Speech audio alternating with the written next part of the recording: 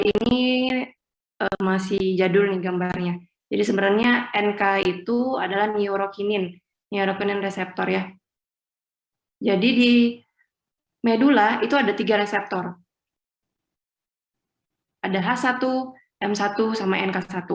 Terus di CTZ ada berapa reseptor di sini? Ada D2. Nah, karena ada D2 makanya tadi ada obatnya ya yang menghambat D2. Ada NK. Kemudian di vestibular system atau yang di area vestibuli tadi, vestibular nuklei, itu ada 2 reseptor, H1 sama M1. Dan di lambung ada 1 reseptor, yaitu serotonin. Ada 1 reseptor yaitu serotonin. Dari sini bisa dulu dipahami? Atau masih bingung? Bisa ya? bingung dikit, Bu. Masih bingung dikit. Jadi obat itu pasti kan dia berikatan pada reseptor, ya kan? Kalau dia mau bekerja itu pasti dia berikatan dengan reseptor. Kecuali yang kayak antasida, bubuhan yang kemarin itu kan dia antasida itu kan dia nggak perlu reseptor tuh, dia langsung dirinya yang menjadi obat. Kayak sukralfat juga nggak perlu reseptor. Nah, tapi obat mual muntah itu butuh reseptor untuk bekerja. Jadi obat reseptor. Dia bekerja baru menghambat mual muntah. Nah, bekerjanya di mana? Ya udah di area ini. Di area penting ini. Di area penting ini. Jadi di sini ada reseptor. Gambarannya gini. Gambar ya. Medula, ini tadi ya, medula atau center of vomiting. Itu dia punya reseptor apa aja tadi? H1, M1. M1. Ngerti ya kalau saya gambar kayak gini apa? Karena apa saya gambar kayak gini? Kenapa nggak saya gambar begini? Karena dia GPCR.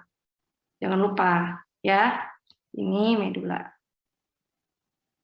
Medula mengeluarkan refleks vomit. Nah, di CTZ tadi coba kita lihat di sini ya. D2. Dopamin reseptor. Dopamin reseptor itu juga bubuhannya GPCR. D2 reseptor. Kemudian ini CTZ, vestibular nuklei. Vestibular. Ada histamin, ada M1, muskarinik. Di lambung,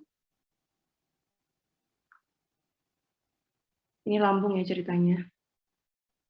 Ada reseptor 5-HT atau serotonin. 5-HT itu nama lain dari serotonin, jadi jangan bingung ya. Atau serotonin. Nah, ini lebih dalamnya dari, ini gambar yang lebih dalam dari ini. Kalau tadi kan saya cuman gambar garis, garis, garis, garis gitu kan. Nah, sebenarnya di sini peran dari ini loh. Jadi, contohnya CTZ, toksin atau kemo, itu mengaktifkan reseptor dopamin D2. Bisa kemo mengaktifkan reseptor dopamin D2. Sehingga area ini aktif kan, maka area ini akan mengaktifkan sini. Entah dia reseptor M1 ataupun reseptor H2. Jadi dia diaktifkan di sini, sorry. Nah. Sehingga ini aktif. Aktif maka refleks vomit. Nah, hal yang sama di sini terjadi di telinga kan? Telinga mengaktifkan reseptor vestibuli. Sehingga ini aktif. Aktif. Kemudian dia juga akan memberikan sinyal ke medula. Sama di sini. Ketika ada toksin, masih ingat nggak kalau di lambung itu ada yang namanya H-cell atau ECS, enterokromafin. Kayaknya kemarin ada yang sebut tuh enterokromafin sel kan, adalah sel yang mengeluarkan histamin kan kemarin kita ngomongin.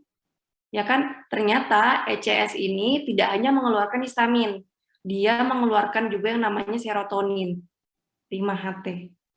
Nah, kapan dia mengeluarkan 5-HT? Ketika itu tadi ada toksin-toksin di sini, senyawa-senyawa yang buruk, dia refleks nih, bukan refleks, dia sigap mengeluarkan 5-HT untuk apa? Untuk berikatan sama reseptor serotonin yang ada di lambung. Reseptor serotonin yang ada di lambung ketika dia aktif, sini ya, reseptornya ada di sini, sorry, bukan di kulit lambung, tapi di presinap. Nah, 5-HT-nya di sini. 5-HT. Ketika serotoninnya berikatan, maka ini yang akan menyampaikan pesan ke medula, sehingga keluarlah refleks vomit. Dari sini bisa perannya dari reseptor tadi. Ingatin aja nanti tempatnya. Medula itu ada reseptor ini sama ini. Kemudian di CTZ itu ada reseptor D2.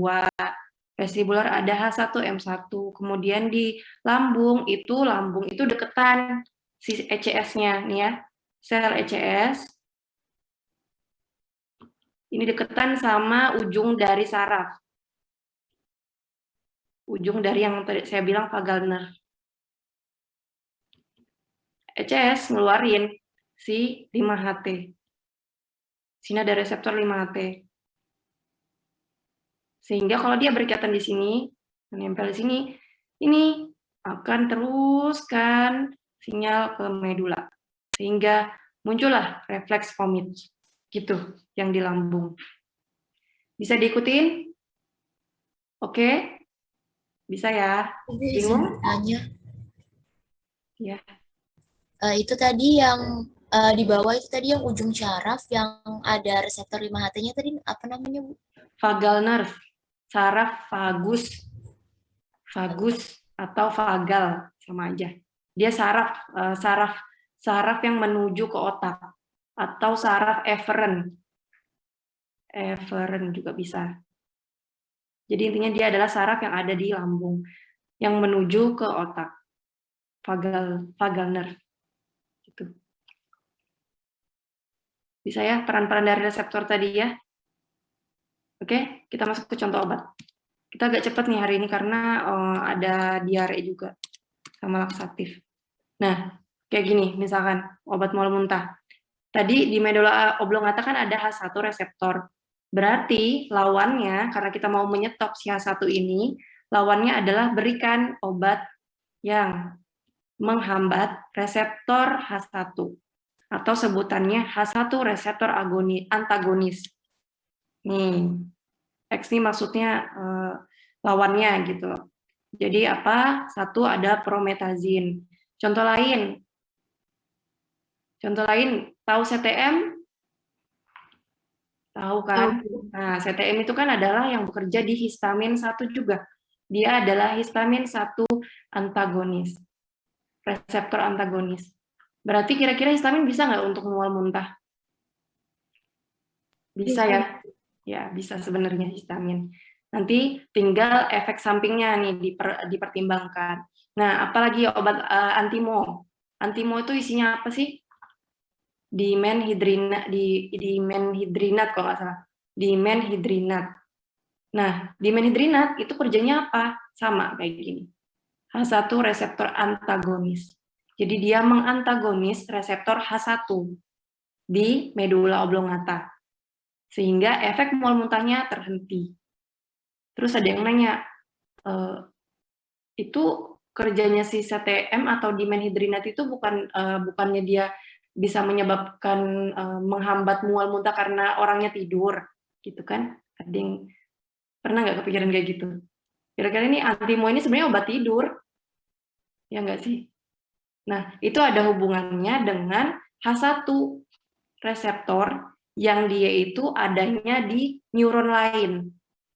Jadi kerjanya nggak hanya di medula toh. Jadi obat itu ya dia nggak kerja. Misalkan saya mau target medula, saya hanya ke medula aja, nggak gitu. Jadi dia di mana ada reseptor H1, di situ dia berikatan. Makanya ada yang namanya istilah efek samping. Nah, misalkan nih medula nih ya, dia berikatan pada H1 reseptor. Di sini ada reseptor GABA. GABAergic. GABAergic. GABAergic itu juga punya histamin di sininya. Histamin H1. Ada nih, kalian minum obat antimo, masuk ke dalam darah, oke, dia masuk ke sini. Kalian punya efek anti muntah. Ternyata darahnya juga pasti lewat sini kan. Darah itu kan kemana-mana tuh. Dia muter satu tubuh. Dia lewat nih di GABAergic. Dia juga nempel di sini. Ketika GABAergic dia ditempeli oleh dimenhidrinat, bukan GABAergic, glutamatergic. Nanti kita cari lagi ya, saya lupa ini glutamatergic apa GABAergic ya. Intinya adalah saraf ini ketika dia aktif, maka responnya adalah sedasi atau ngantuk. Itu. Ini adalah konsep dari efek samping. Jadi efek samping itu tuh bukan efek yang jahat sebenarnya, bukan. Tapi obat itu bekerja pada reseptor yang salah. Itu. Bukan salah obatnya, tapi salah targetnya gitu loh intinya. Jadi tidak bisa dipungkiri. Kalau misalkan minum obat nggak ada efek samping itu nggak mungkin. Kecuali ada obat yang spesifik. Misalkan obat ini dikasih teknologi tertentu supaya dia hanya mentarget di area medula. Nah itu baru bisa menurunkan, mungkin aja efek samping ngantuknya bisa turun, itu bisa jadi. Gitu ya, paham ya konsep efek samping. Jadi penting untuk mengetahui mekanisme kerja. Gitu. Yang kedua ada obat reseptor antagonis. Ini muskarinik ya. Muskarinik. Antagonis. Contohnya apa? Skopolamin, hiosin. Nanti dihafal aja nama obatnya. Yang penting tahu dia targetnya di mana. Oh, ada di area medula, dihambat. Ada di area vestibular, dihambat. Gitu. Sehingga vestibular nggak ngirim ke sini, nggak mengaktifkan si medula tadi. Jadi tidak terjadi refleks vomit, gitu ya. Terus ada NK reseptor. Nah ini belum ada sih di Indonesia kayaknya. Jadi neurokinin, tapi nggak apa-apa. Jadi neurokinin reseptor tadi adanya di mana ya? Ada di medula sama CTZ ya kalau nggak salah. Nah ini adanya di medula sama di CTZ. NK reseptor. Itu nanti dihambat. Terus, yang ini sering dengar ya. Kemarin itu ada yang jawab, saya nanya obat lambung. Ada yang jawab metoclopramid. Metoclopramid.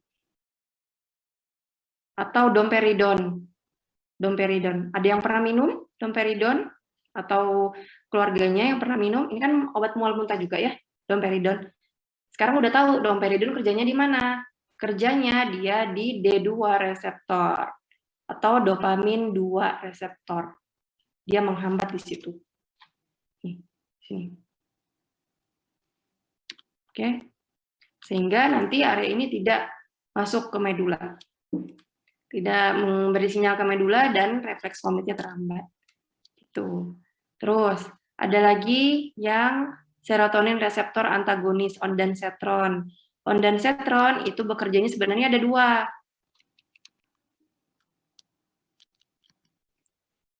Nah, di sini tadi mana ya? Oh ini. Di sini ondansetron 5-HT kan? Ini. Di sini ondansetron. 5-HT itu juga ada di sini, di CTZ. 5-HT. Sehingga ondansetron itu bekerja, dia bisa langsung perifer, bisa langsung ke pusat. Sini ondansetron. Oke, gampang ya.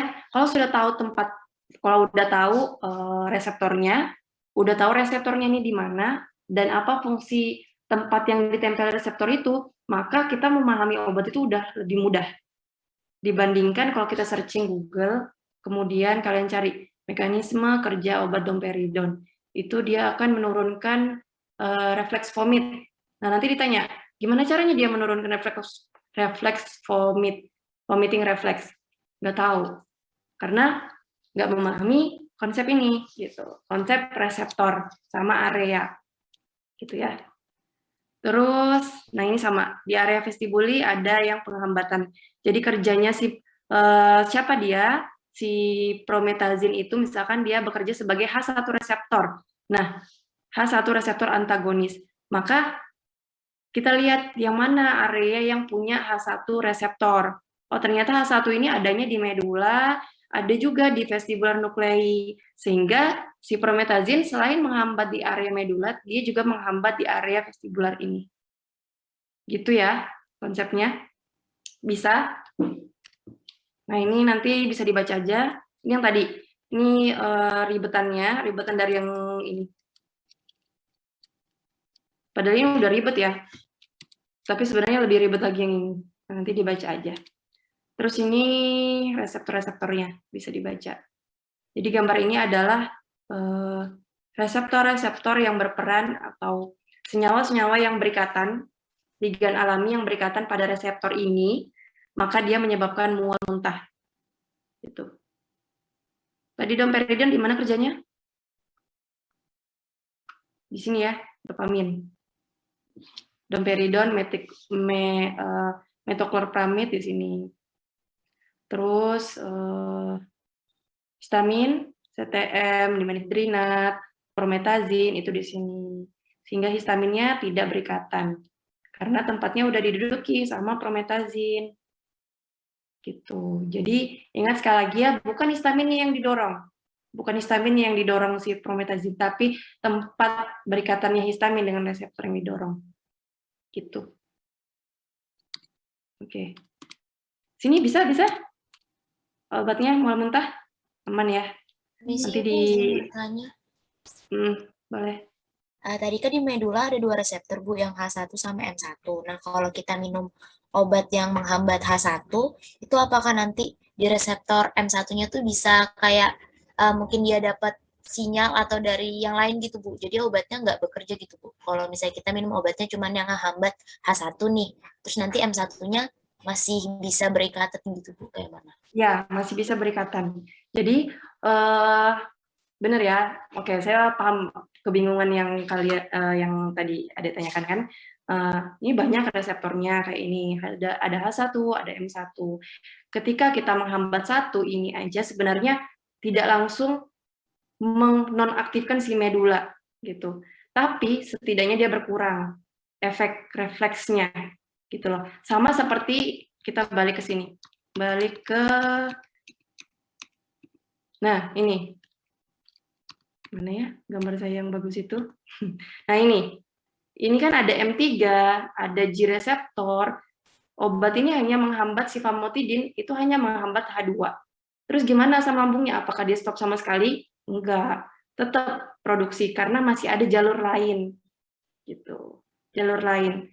Makanya obat H2 itu enggak terlalu kuat kalau dibandingkan dengan obat PPI karena dia langsung nutup di sininya. Dan beruntungnya kalau obat lambung itu ada pintu utama. Nah, si mual muntah itu dia nggak ada pintu utamanya. Kayak gini kan balik lagi kita. Di sini. Dia nggak ada pintu utamanya. Misalkan di sini ada pintu kanal, yang kanal ini dihambat, maka refleks muntah langsung terhenti. Nah, itu nggak ada. Kayak gitu. Jadi memang kerja obat itu nggak di sebagian sisi gitu. Nggak semuanya. Nah, mungkin nanti kalau ada teknologi yang lebih baik gitu kan, ada nanti obat yang bisa menghambat langsung ke medulanya sehingga seperti yang tadi, yang PPI tadi, itu langsung menghambat di pintu gerbangnya. Nah, maka tidak terjadi refleks vomit sama sekali gitu. Tapi saya rasa nggak semudah itu karena medula ini dipenuhi dengan berbagai reseptor. Jadi jangan bayangkan cuma ada H1 sama M1 di sini. Di sini tuh banyak banget reseptor. Cuman reseptor mana yang bertanggung jawab gitu loh. Itu masih kita cari lagi. Kita penelitian sekarang itu masih meneliti. Selain H1, M1 ada lagi nggak ya reseptor yang berperan kayak gitu loh. Nah kayak NK kan, NK reseptor. Ini kalau nggak salah di tahun 2003 bukunya. Sehingga dia masih tanda tanya nih. NK reseptor ini masih ditandatanyai. Kenapa? Mereka masih bingung di tahun 2003 itu orang-orang masih bingung peneliti NK ini penting nggak ya di mual muntah, makanya masih ditandatanyai. Kalau sekarang, jurnal yang sekarang, ini berdasarkan jurnal yang sekarang ya, ternyata sudah ada antagonisnya dari NK reseptor. Itu obatnya aprepitan sama fosaprepitan gitu. Jadi kayak gitu sejarah perkembangan obat. Jadi nggak semuanya langsung dihambat, gitu ya. Nanti kalau misalnya kalian penelitian pakai senyawa bahan alam kan, jamu, kira-kira dia menghambat di reseptor mana ya? Dicek reseptor H1-nya aman aja, nggak terganggu, M-nya nggak aman aja. Ternyata dia di NK. Nah, itu penemuan baru lagi.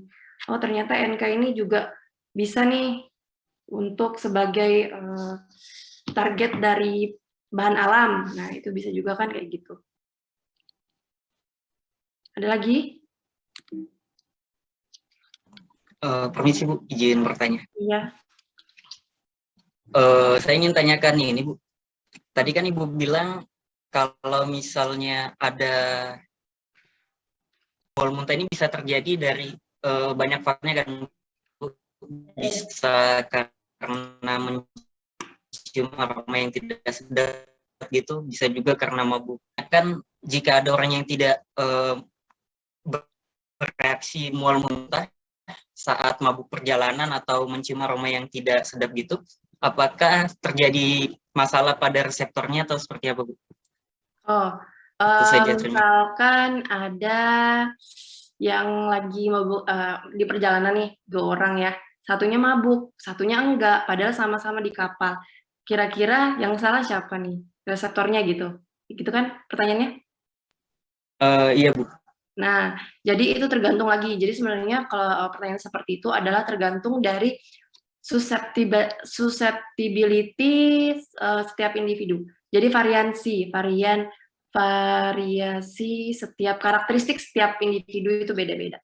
Misalkan kalau saya kena goyangan sedikit, maka sistem vestibular saya akan terganggu, terbalance. Tapi kalau yang saudara saya itu dia tidak. Jadi ini tergantung genetik lagi, kemudian tergantung karakter gitu. Jadi bukan salah dari reseptornya. Ya, jadi reseptor ini kecil banget. Dia itu adalah senyawa kecil banget dia di sini. Jadi kalau kemungkinan untuk salah reseptornya misalkan atau dia reseptornya gagal gitu kan maksudnya. Nah, itu kemungkinan seperti itu sangat sangat kecil deh sebenarnya. Jadi, kalau ada orang yang tidak mabuk ketika naik kapal, itu bukan salah dari reseptornya. Apakah medula saya nih lagi bermasalah? Nah, itu bisa jadi sih ketika ada orang yang misalkan medulanya diambil medulanya kan, kemudian dia coba sih dikasih sesuatu yang menjijikan atau dia diganggu pergerakannya, apakah dia masih mual muntah? Kira-kira nih, saya balik pertanyaannya. Ketika area medula orang diambil, dioperasi, dibukakan kepalanya, diambil medulanya. Nah, diambil medulanya, kemudian orangnya masih hidup nih ya ceritanya, diambil medulanya, kemudian apakah dia masih bisa mual atau muntah? Seharusnya sudah tidak bisa. Kemungkinan sudah. Iya, kemungkinan sudah tidak bisa karena area ini adalah area yang bertanggung jawab, gitu. Area yang bertanggung jawab untuk mual muntah. Nah, tapi kalau reseptor, misalkan ada reseptor H1-nya terganggu, atau reseptor gimana caranya reseptor itu kalau manusia itu nggak bisa reseptornya diambil, tapi kalau pada hewan itu bisa. Semisal kita mau ngecek reseptor ini kita hilangkan yuk dari otaknya mencit, bisa dari itu namanya modifikasi genetik, sehingga nanti ada orang tua mencit nih anaknya nanti dia nggak punya reseptor H2. Nah, ketika dia H1. Ketika dia nggak punya reseptor H1, apakah respon vomitnya masih ada atau enggak? Nah, di situ nanti dilihat, bisa jadi masih ada, tapi turun. Gitu. Itu kalau bicara mencit hewan coba. Tapi kalau manusia, saya rasa kalau reseptor itu nggak bisa diambil, karena dia sangat kecil. Kalau area otak itu masih bisa. Saya mau ambil amigdalamu di sebelah sini. Set. 2. Set. Akhirnya amigdala apa? Masih ingat? Akhirnya dia jadi orang yang tidak tahu tentang kesedihan. Karena amigdala itu adalah pusat sedih, pusat fear, kayak gitu. Kalau area masih mungkin terjadi kegangguan ya, tadi ya pertanyaannya. Kalau area masih mungkin terjadi. Kalau misalnya area itu terganggu atau area itu rusak, area itu kan besar. Ya, di otak tuh area besar. Kalau area itu rusak, masih ada kemungkinan untuk dia tidak vomit ini. Refleks vomitnya menurun atau bahkan tidak ada. Tapi kalau reseptor itu nggak bisa. Nah, itu kemungkinan tadi yang pertama. Yang pertama tadi karakteristik dari setiap orang beda-beda. Sistem yang sensorinya, ya, saraf sensori orang kan beda-beda tuh. Ada yang dipukul kayak gini, oh sakit. Ada yang dipukul kayak gini, oh biasa aja. Nah, itu kan dari karakter orang sudah beda. Nah, dari situ sensorinya masuk ke otak. Jadi yang kedua adalah areanya. Kalau areanya terganggu, masih kemungkinan dia tidak menurunkan refleks ini. Tapi kalau bicara tentang reseptor itu tidak, karena reseptor terlalu kecil, gitu. Dan reseptor itu udah banyak. Yang saya bilangkan tadi, di area medula ini reseptornya banyak. Dan yang baru diketahui adalah H1, M1, sama NK reseptor tadi. Gitu. Bisa? Ada lagi? Terima kasih. Ya. Bisa ya, Dek, yang tadi yang nanya ya? Paham ya? Oke. Kita masih ada berapa menit ya ini waktunya? 14.52. Saya sampai jam berapa?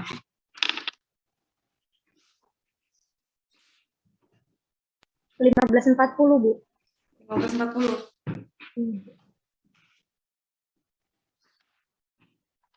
15.40. Oh, masih lama. Ada lagi yang mau ditanyakan? Habis ini sedikit aja nih, kalau yang anti diare. Gampang, diare. Cukup? Masuk ke next-nya atau gimana? Cukup, Bu. Permisi, Bu. Ya, cukup. Ya, ada? Mohon maaf, Ibu. Saya mau izin konfirmasi dari kelas A ada 2 orang yang terkeluar, Ibu. Pas Orang yang ini terkeluar, menjelaskan. apa namanya? Adela Putri Sabira sama Silvi Marani, Bu. Ya. Ayo, silakan masuk. Adela sama Siti ya.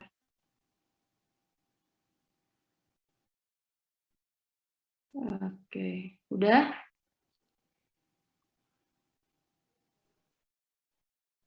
Nah, jadi usahakan jangan keluar masuk, Dek. Karena ini nanti sebenarnya saya mau menurunkan tingkat ketidakdisiplinan mahasiswa. Karena banyak tuh juga yang kayak gitu, keluar masuk. Ternyata ketika ujian nggak tahu.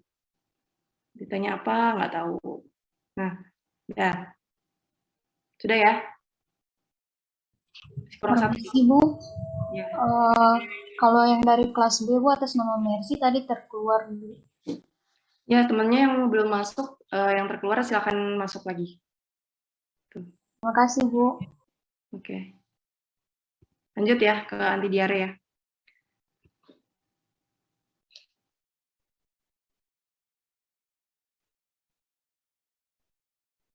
Laksatif. Anti diare atau laksatif. Saya mau tanya dulu. Biomedis atau bukan biomedis. Mata kuliah terkait tentang diare sama konstipasi udah pernah apa belum? Udah pernah dapat apa belum?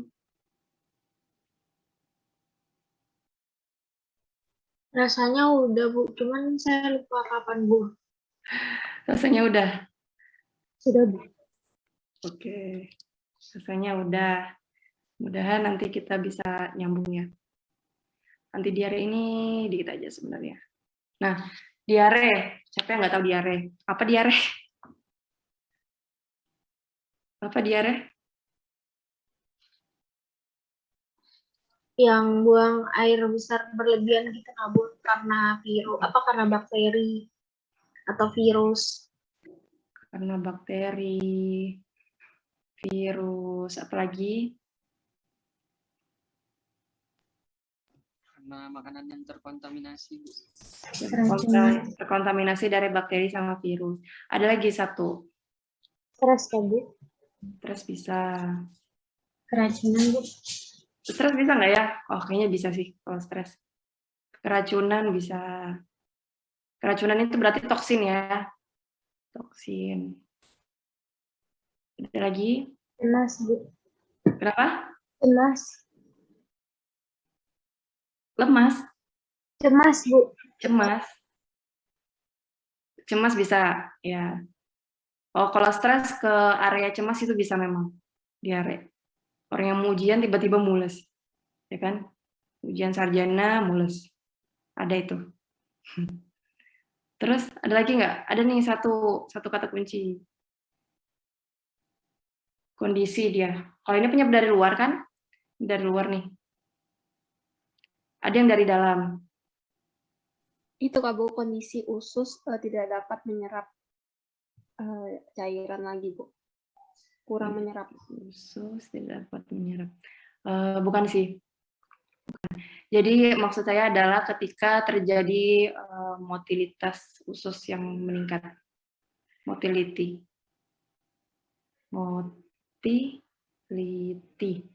Motility tahu ya, pergerakan usus. Jadi ususnya itu cepat bergerak. Cepat bergerak sehingga diare. Gitu. Itu ada kondisi seperti itu, kondisi obat. Nah, obat juga bisa memicu ini. Jadi ada obat-obat tertentu yang bisa menyebabkan diare. Ada kondisi-kondisi tertentu yang bisa menyebabkan diare. Nah ini. Loh, ini konstipasi ternyata. Yaudah, karena kita tadi ngomongin tentang diare, kita diare dulu ya. Kita bahas tentang diare dulu ya maksudnya. Diare itu obatnya dikit, 2 aja, 2 jenis. Nah,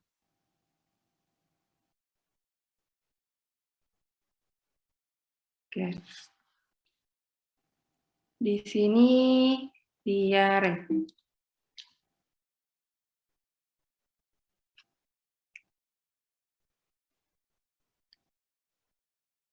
Oke, apa tadi penyebabnya diare? Diare itu penyebabnya adalah ada dari luar. Contohnya seperti ada bakteri, ada virus, toksin gitulah ya. Toksin, kemudian ada obat-obat tertentu, ada kondisi-kondisi tertentu, kondisi penyakit ya, kondisi penyakit, sehingga menyebabkan peningkatan pengeluaran stul atau kotoran, gitu. Istilah bagusnya itu stul, L-nya 2, stul. Gimana cara pengeluarannya? Dia satu adalah meningkatkan motilitas. Jadi orang yang diare itu aktif banget ususnya. Aktif banget ususnya untuk mendorong keluar. Terus yang kedua, absorpsinya menurun. Absorpsi. Absorpsi apa? Dari makanannya. Nah, ini sebenarnya bukan penyebab, tapi lebih ke efek. Efek dari peningkatan motilitas, maka absorpsi dari makanan itu akan menurun. Sehingga konsistensinya apa? Cair kan? Kalau diare, ada diare yang tidak cair. Firm. Lawannya cair itu firm ya. Firm, cair. Nah, ini konsistensinya cair. Di sini. Karena dari penyebab ini ada yang namanya bakteri, virus, toksin, kemudian ini kan penyebab 1 ya. Penyebab 2-nya adalah motilitas. Nah, dari penyebab ini kita bisa tahu, berarti ada obat yang akan menghilangkan ini, penyebab pertama, sama ada obat yang menghilangkan penyebab kedua. Obat-obat yang menghilangkan penyebab pertama, contohnya seperti bakteri, virus, toksin. Kalau bakteri itu mikroba ya, makanya ada antibiotik kan untuk diare. Antibiotik. Nanti belajar antibiotik sama Pak Helmi. di termin kedua. Boleh ditanyakan, nanti antibiotik yang mana nih yang bekerjanya di usus, bekerjanya di bakteri usus. Nah, itu bisa ditanyakan. Tapi overall ada yang nama obat diare itu ada tipe adsorben sama tipe antimotilitas. Ada absorben sama antimotilitas. Adsorben sama adsorben itu kan asal dari katanya tuh adsorpsi.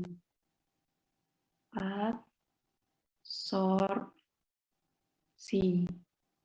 Ini sama nggak ya sama absorpsi?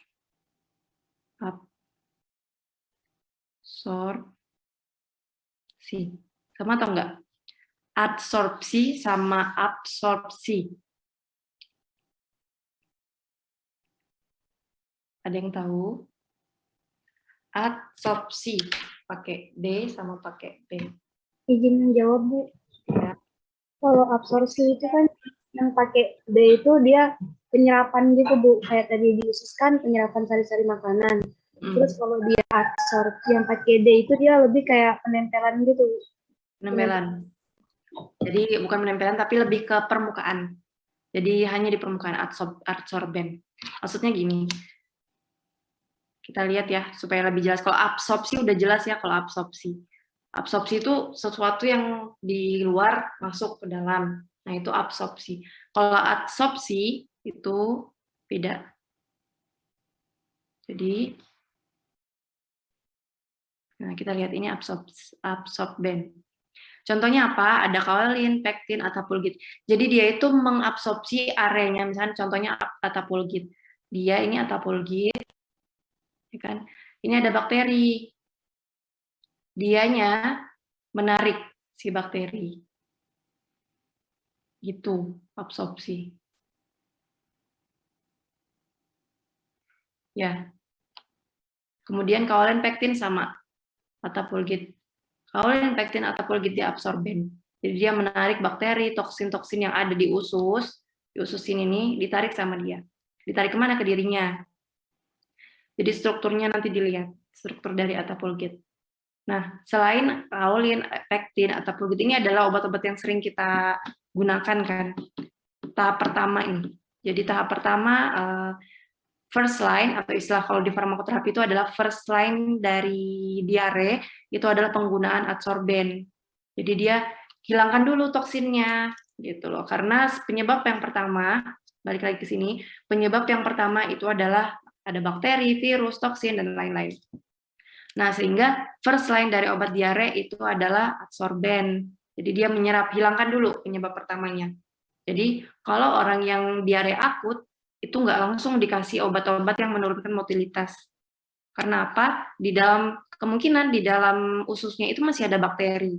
Bayangkan kalau masih banyak bakteri di situ, sebenarnya diare itu kalau masih sehari 2 hari itu tuh dia masih refleks untuk mengeluarkan bakteri. Makanya dia diare. Jadi tubuh itu kan tahu nih banyak bakteri. Gimana caranya untuk bakteri ini dikeluarkan? Ya udah kita keluarkan aja yuk, tanya usus. Kita keluarkan aja sehingga terjadilah diare.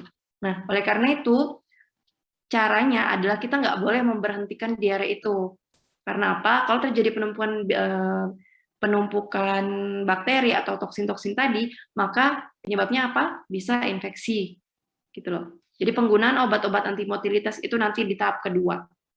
Jadi tahap pertama itu gunakan dulu adsorben, ya kaolin, pektin, atapulgit. Dia menyerap toksin gitu, menyerap toksin, menyerap racun. Nah, golongan yang kedua ada bile salt binding. Jadi di sini pengaruhnya terhadap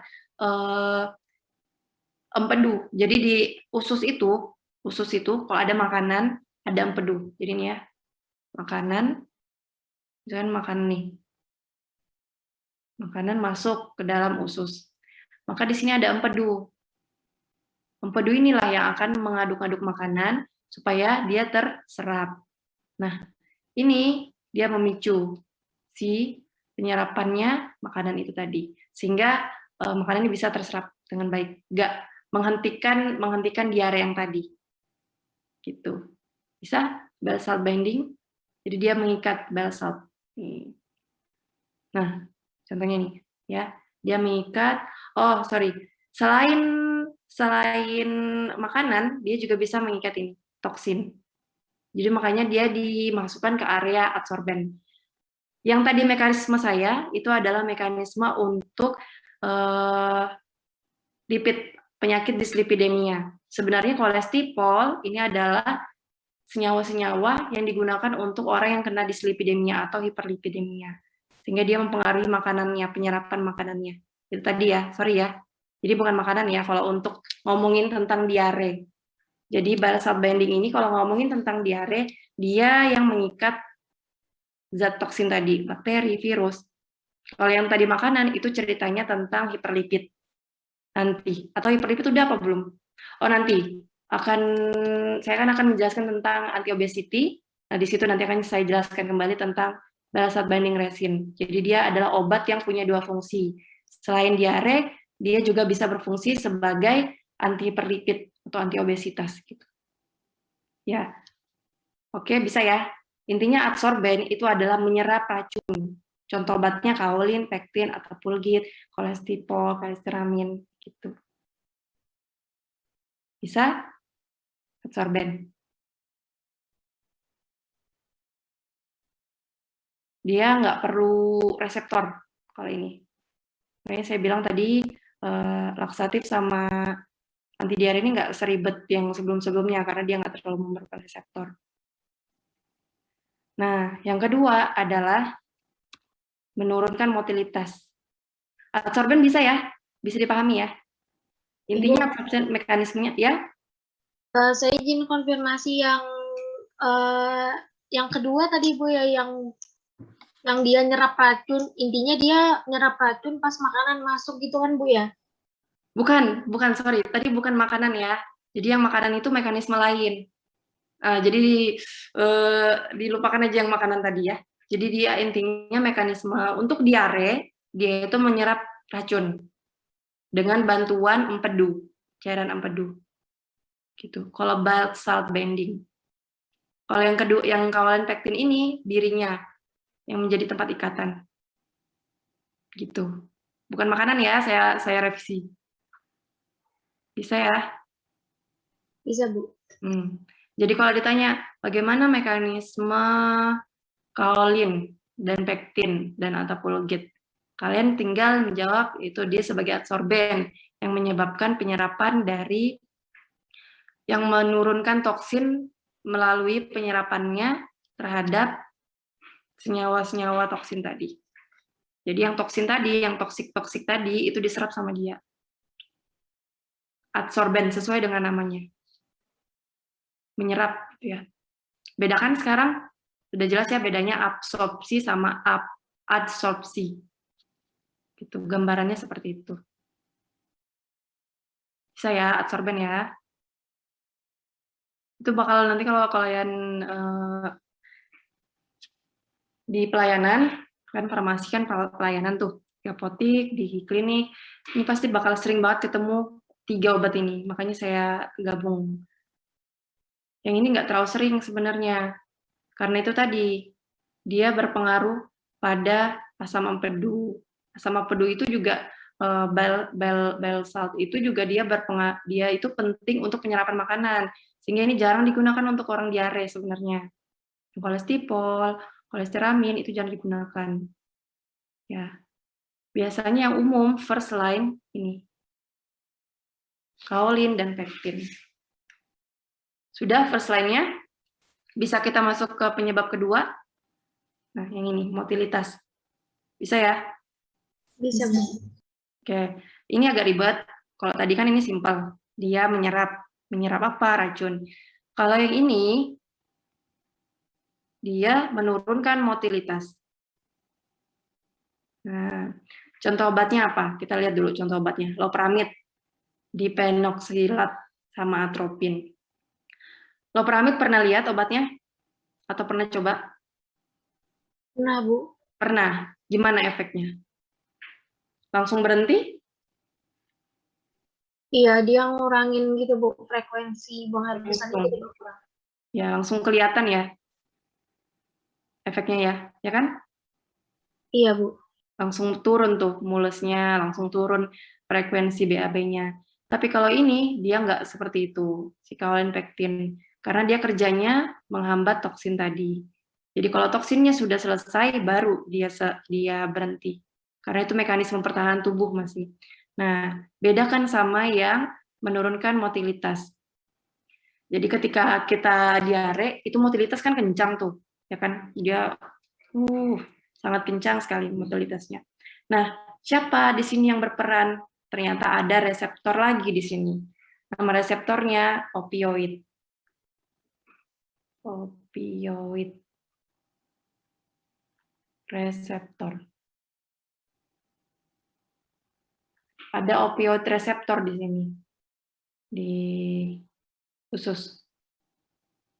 Nah, ketika opioid reseptor ini distimulasi, maka efek dari opioid ini akan menghentikan motilitas usus. Bingung? Kenapa nggak dihambat?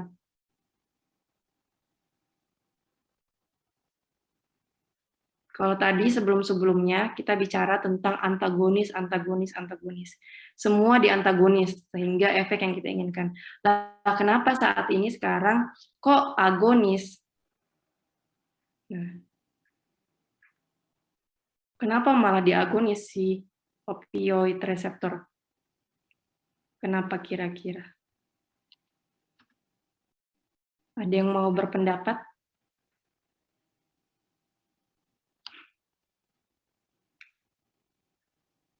Ada yang mau berpendapat? Gak apa-apa ya, kita pelan-pelan ya. Penting soalnya. Reseptor ini. Tadi kita ngomongin tentang antagonis. Kalau antagonis sudah expert ya. Ada H2 di antagonis. Jadinya asam lambungnya menurun. Ada mual muntah di antagonis, akhirnya nggak mual muntah. Nah, ini kenapa diare malah di agonis. Antagonis sama agonis, apa sih bedanya? Apa yang kalian pahami tentang agonis sama antagonis? Kalau antagonis dia menolak gitu kan Bu, tapi kalau Ya. agonis dia menerima. Ada yang lain? Bisa kayak gitu. Ada yang lain? Gimana? Kalau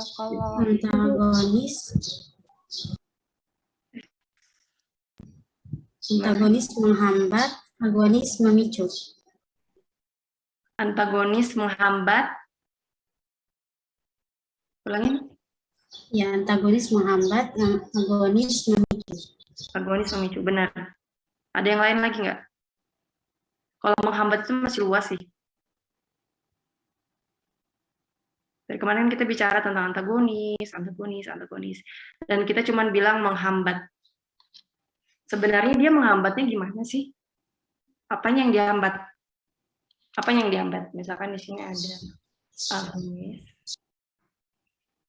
ada antagonis. Ya kan? Ini reseptor. Anggaplah ini reseptor GPCR ya. Kalau agonis, berarti dia apa? Memicu. Memicu? Iya, benar. Iya, Bu. Memicu yang seperti apa? Memicu reseptornya untuk berikatan, untuk menghasilkan gitu, Bu. Memicu reseptornya untuk berikatan. Menghasilkan, Bu. Untuk menghasilkan efek. Nih ya, cerita efek nih ya.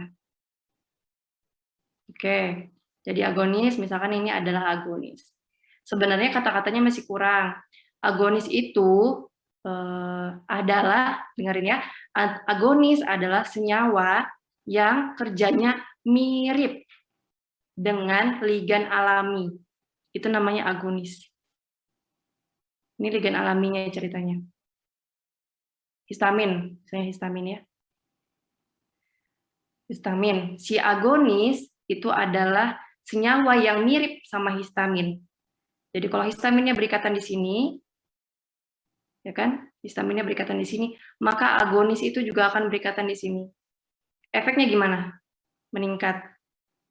Berefek, berefek, berefek. Efek, efek, efek, efek. Kalau antagonis, misalkan efeknya adalah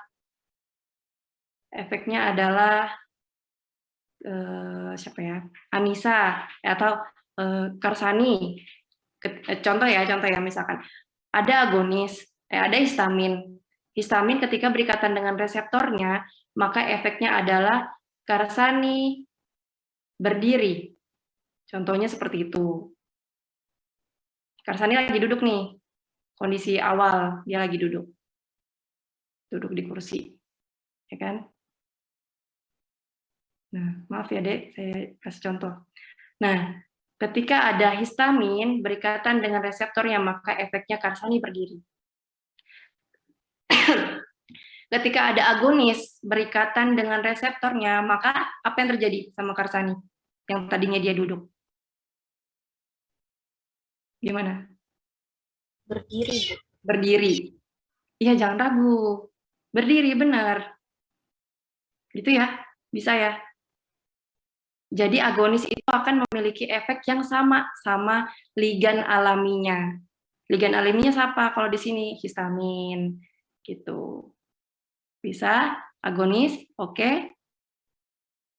Sekarang antagonis. Nah, ini dari kemarin kita ngomongin tentang antagonis. Antagonis gimana? Kalau ada antagonis berikatan dengan reseptornya histamin, apa yang terjadi? A. Pilihannya, Karsani berdiri. B. Karsani tetap duduk.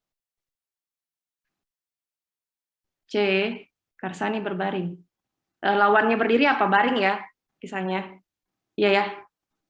Anggapannya lawan dari berdiri adalah berbaring. Dah, yang mana pilih? Kalau ada antagonis, Baring, Bu.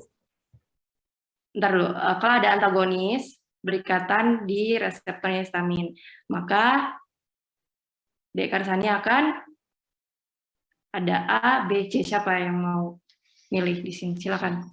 Yang pilih A siapa? A mungkin nggak? Tidak, Bu. Tidak. B. Tidak, Bu. Tidak. C. Mungkin. Mungkin. Ada yang lain? D bisa, Bu. Ya Bu, kalau saya mikirnya B. Siapa yang mikir B?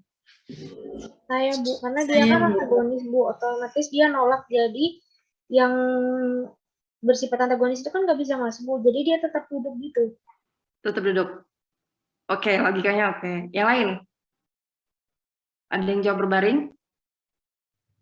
Saya, Bu. Ya, gimana? Kan kalau misalnya antagonis itu dia sifatnya berlawanan dari ligan aslinya gitu, Bu. Jadi kan tadi dia berdiri. Nah, kalau misalnya dia berlawanan berarti otomatis dia kebaring, Bu. Kalau dari saya. Ada lagi kah yang berpikiran lain selain dua ini? Saya, Bu. Siapa? Bisa jadi dua-duanya, Bu. Bisa jadi dua-duanya. Oke, terus? Karena kan antagonis itu kan, Bu, ada terdiri berbagai macam antagonis, Bu. Bisa antagonis yang lemah atau yang kuat. Jadi kalau misalnya yang duduk itu, Bu, kan dia berarti cuma menduduki salah satu reseptor dari yang histamin ini. Nah, berarti dia itu tidak akan bekerja, yang reseptor itu tidak akan bekerja. Tapi kalau misalnya yang dia berbaring, berarti dia itu antagonis itu bakal bekerja dengan efek yang berlawanan dari kerja alami pada tubuh, Bu. Oke, ada yang jawab temennya tadi, ada yang berbaring, ada yang tetap duduk, ada yang dua-duanya. Yang lain yang nggak jawab ini mau pilih apa? Atau lagi ada yang bobo nggak masih di sini? Muhammad Rizky, ada nggak Muhammad Rizky? Apa, Dek Rizky? Kalau saya sih duduk sama berbaring, Bu.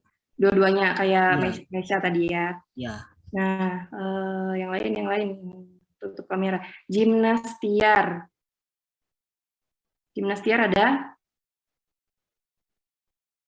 Iya, Bu, ada, Bu. Gimana, Dek? Kamu pilih apa? Sama seperti Meisya, Bu, duduk dan berbaring. Nah, ada yang sama seperti yang tadi duduk atau berbaring? Yang lainnya gimana? Absen. Yang lainnya idem, pasif, Baring, Bu. baring. Ada yang duduk? Coba saya mau tanya, bisa raise hand nggak yang duduk? Raise hand di ini, maksudnya fitur raise hand. Yang duduk ya. Tunjukkan aja yang duduk, yang tetap duduk. Oke, ya, oke. Nah, dikit aja ya ternyata. Nah, sebenarnya gimana? Coba kita kembali ke konsep. Makasih ya udah memberikan pendapatnya. Jadi kita di sini sama-sama belajar. Karena ini konsep dasar ya. Konsep dasar. Pernah lihat yang seperti ini? Grafiknya. Seharusnya pernah, cuman pasti saya yakin kalian pernah, cuman lupa. Gini. Oke. Ini anggaplah lurus ya. Ini anggaplah lurus.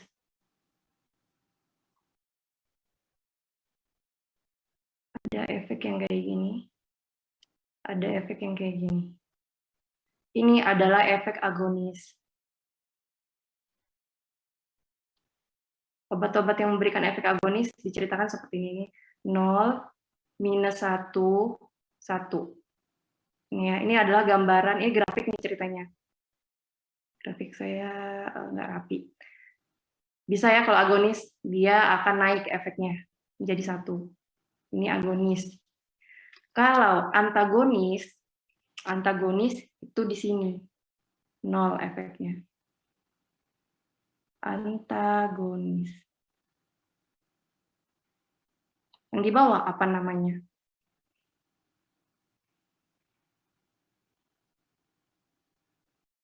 Pernah dengar atau inverse agonis? Nah, ya. Bisa ya? Ingat nggak ada ini, gambar itu? Ingat, Bu. Ya, jadi kalau agonis itu kan efeknya sama dengan dengan ligan alami. Kalau antagonis efeknya 0. Jadi jawabannya adalah dia akan tetap duduk.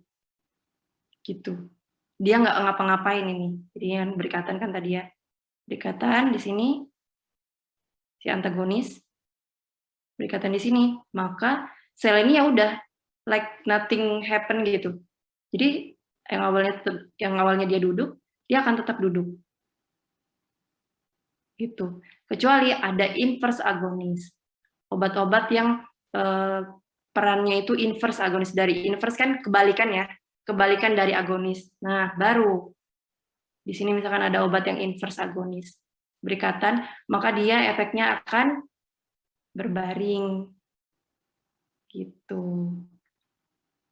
Jadi, makanya yang sebelum ini